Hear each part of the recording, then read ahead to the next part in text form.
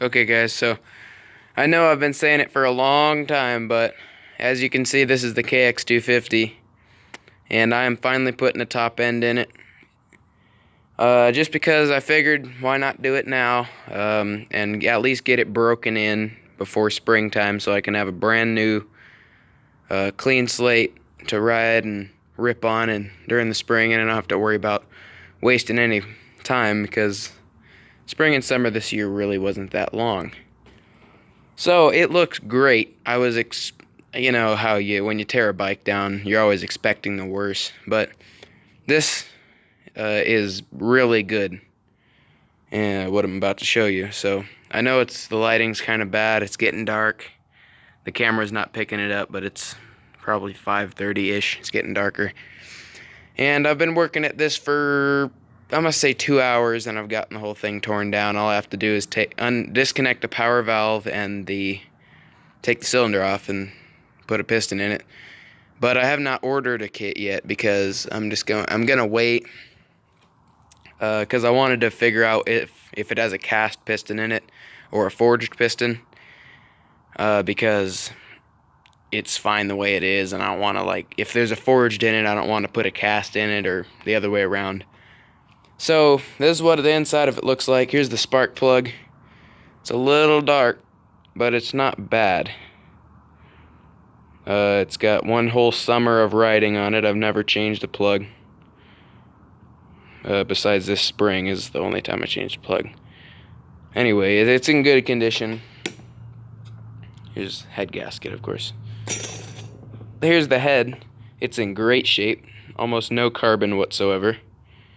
Perfect golden brown, burning nice and good.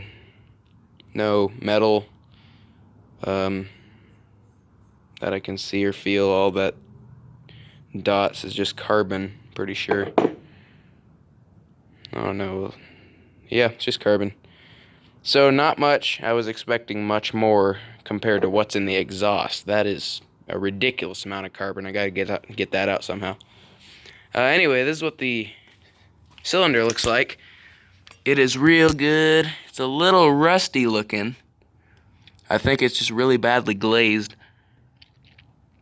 And so I think the cylinder is just real badly glazed. There's no major scoring. There's a couple scratches along the exhaust side and one or two along the intake, but if I run my fingernail over them, I can't feel them. Cannot feel them with the fingernail, so they pass the test and they're good. So all I gotta do is hone it, because I can run my finger through the cylinder and it's just like running on glass. It's super smooth. It's just very badly glazed, which is not a problem. Usually stuff will be like that when you usually it'll be like that when you do a top end. You'll just have to hone it. So I was hoping that it wouldn't be glazed and it'd still have that cross hatching, so I didn't have to buy a honing kit, but you know, whatever, why be cheap. I might have to buy a new carburetor boot because it's pretty cracked up and nasty. I'm probably gonna need new reeds because it's gonna be pretty messed up, because I have no snap off the bottom end and it feels like it bogs. I think that's reeds, I'm not sure. Besides the reeds and the carb holder, the only other thing I'm going to change is I'm going to get a chain and sprocket kit, and I'm going to get a chain slider, or block, rub block, whatever you want to call it. I'm going to get a swing arm rub block for it too. And other than that, it should be ready to rip. I might have to clean out the carb a little because I think I got a little dirt in there. What carb is this? This is it's a Kean, I think is what it's called. It's a Kean. I'm not sure what model though. PWK. I don't know, but it's a pretty good sized beefy carb. Anyway, that's the Kx250 rebuild. Oh yeah, I'll show you the top of the piston. It's pretty good too. I gotta go one more. There you go. So go ahead and look at this piston. It is beautiful. There is barely any carbon whatsoever, like the last thing. Looks like he might have had a few hot spots. I don't know. That might be because I ran it at full throttle for a solid 5 minutes at least. But no carbon. Well, never mind. That might have been what burned off the carbon. I don't know. But I ran it quite a bit. All that green stuff in the cylinder, that's just coolant.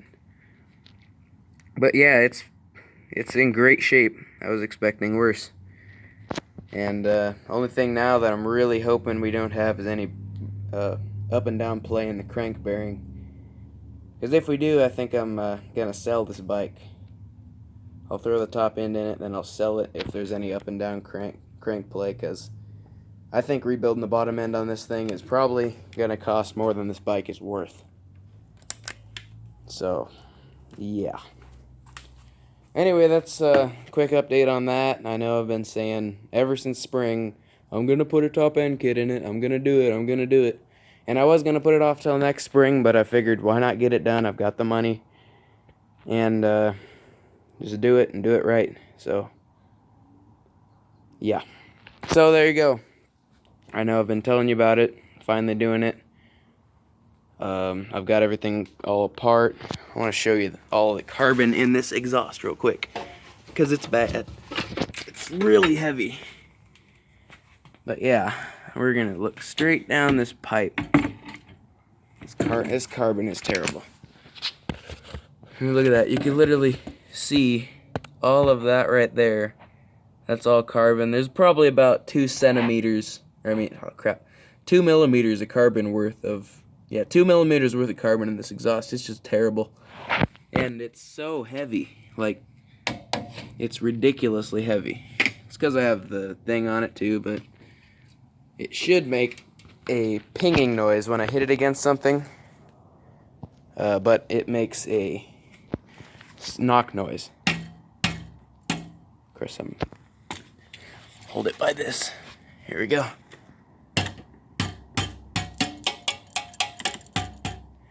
So yeah, it makes a solid knock. So that means it's got a lot of carbon in it. And my weld for that's supposed to be connected to this. That is a exhaust holder. So I'm gonna have to try to weld that up too. I don't have a welder, but maybe I could get one of my friends to do it, or go over to their house and use their welder or something. But I'll figure it out. I know I'm making this video long, but it's worth it. And I'll see you guys in the next video. If you liked the video, leave a thumbs up. That would be well appreciated. I mean, what's not to like about an old school two-stroke? If you're new to the channel, or if you'd love to support the channel, subscribe, that'd be great. And I'll see you guys in the next video.